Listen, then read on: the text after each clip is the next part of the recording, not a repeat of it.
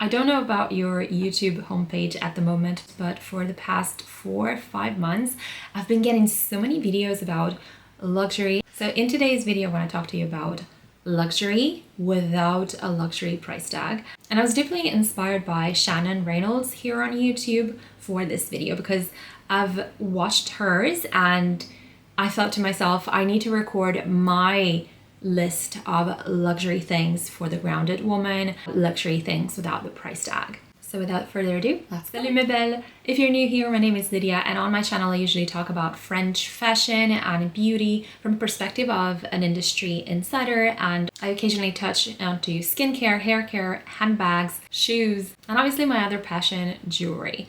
And all of these things are total luxury in our lives. But what is luxury really, and why is everyone talking about luxury being dead? Because I have a feeling that all of my life, so if you're a millennial, you can probably relate to this, I've been brought up to think that luxury is a brand name, like Gucci, like Prada, Valentino, Dior. But when has luxury become a synonym for a brand name? So let me shed some light to it. Let me read you the definition of luxury. Luxury is a state of great comfort and elegance, especially when involving great expense.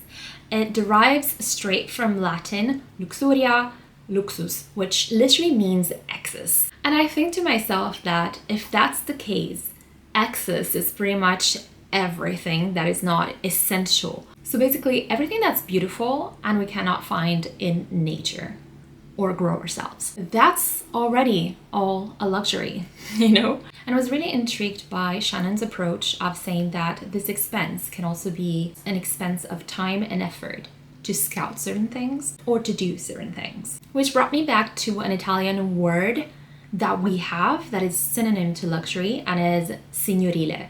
That is ladylike or lordlike, that has a great taste to it.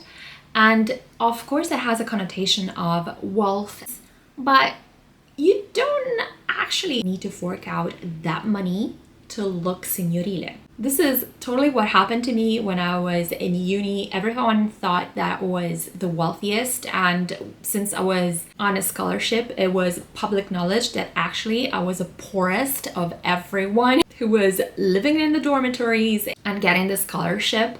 It's just that I had the patience, I pulled in the time and the effort to scout the best things and to shop for the best things and the best materials to look like $1 million without having or spending the $1 million. So let me tell you about my list of luxuries, and I really want to hear from you, your comment. Number one on my list of luxuries, and probably the most obvious for my channel, is clothes. Of course, clothes are necessities to cover us and protect us in the summer and in the winter alike, but good quality clothes are definitely a luxury. And for me, luxury clothes have never been super high-end brands and luxury brands like Gucci, like Dior and everything. I grew up in a world where we had magazines telling us, showing us all these crazy beautiful work of art clothes, but I've always thought to myself that doesn't really correspond to my life.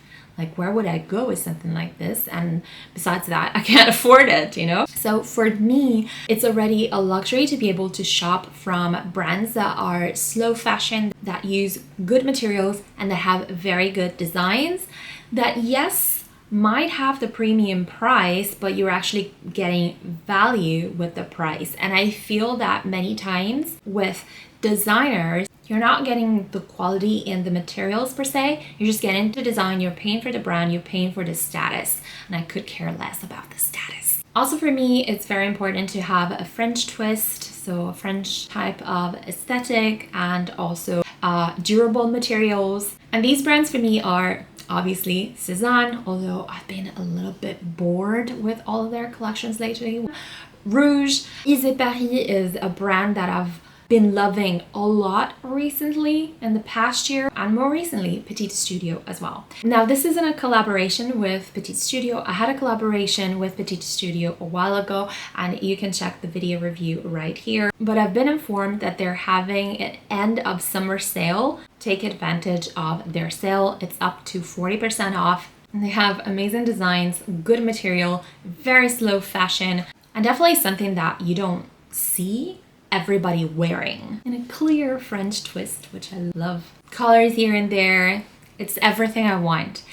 And I'm so happy that they actually cater to people who are up to 1 meter 72 centimeters tall, like me. That's exactly what I mean when I say that sometimes luxury is also in the expense of time and patience, etc. Because if you are patient enough to wait for the sales to happen, like in Petite Studio's case, then you're gonna have that luxury quality and feel and confidence that luxury gives you without spending the bucks for it. So yeah, this is what I did all throughout college, you know. I used to scout the things I really loved in stores and then patiently waiting and go into other stores little by little to see if I could find a better deal that had the same designs. If that happened, all good. If that didn't happen, I was patient to wait for the sales to happen where I could actually shop the item I wanted up to 50% off, which is very rare at the moment. Category number 2 for me is handbags. I have a fabulous handbag collection. It helps that I'm Italian, so I grew up in a country where I could actually have very nice handbags for a relatively little price, and I had access to all of that. And so I wasn't really into the designer bags. Now, there is a brand that has stole my heart recently, and I'm not talking about Pullen, you know. There are definitely a lot of brands that are popping out and being more at the forefront for being like an affordable luxury. And for me, since December of last year, the brand of handbags that has accompanied me most days of these months and that I really believe is worth the money. Maison Ronceau is the ex-Basile Paris. I have 3 bags from Maison Ronceau. The first one I bought myself and the other 2 were actually gifted to me by the brand, but that doesn't change my opinion one bit. You can see all of my videos here and here where I review the pieces, and I really believe that it's a great value for the money. It's a competitive price for that segment of the market. It's premium quality and it's obviously a premium cost as well.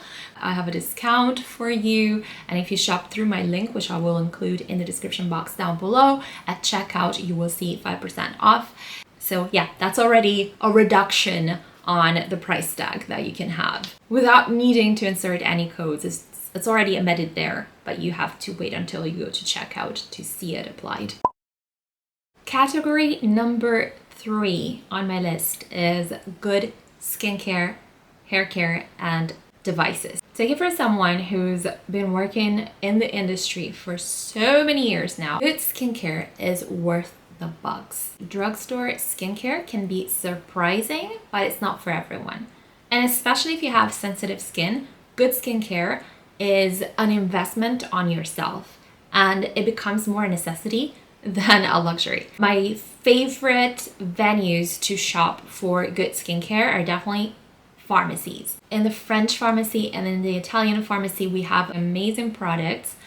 But since my skin has become really intolerant and reactive in the past 2 years, there is one brand only that I can actually rely on, and it is Violette Fer. And it's C'est la Crème. This is the most expensive moisturizer I have ever put on my skin, but it is undoubtedly the best. It gives your skin a good glow. It can be used as a mask, a hydrate mask. It is repairing. It is suitable for intolerant skins as well. It doesn't break you out, and it's suitable for pretty much every type of skin except very dry skins, because it's not oily, It's glow without being oily or greasy, really hydrating at the same time. And other things that are totally luxuries but help my skin so very much are Zip Halo, which I talked to you about in this recent video here. This is a nanocurrent and microcurrent device that was born as a device for anti-aging purposes, but it's way more than an anti-aging purpose device because it also helps with breakouts and it helps boost the collagen production and just give your skin a better tone overall and a better glow.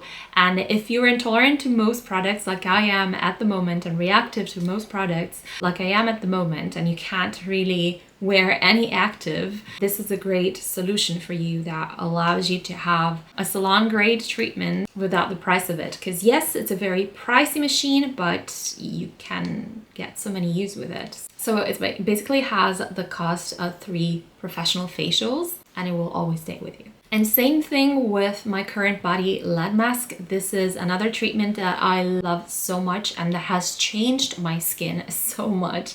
You can see it in this video here, but I cannot recommend it enough, and it's very good value for the money. For both devices, you have discount codes that you can find in the links in the description box down below.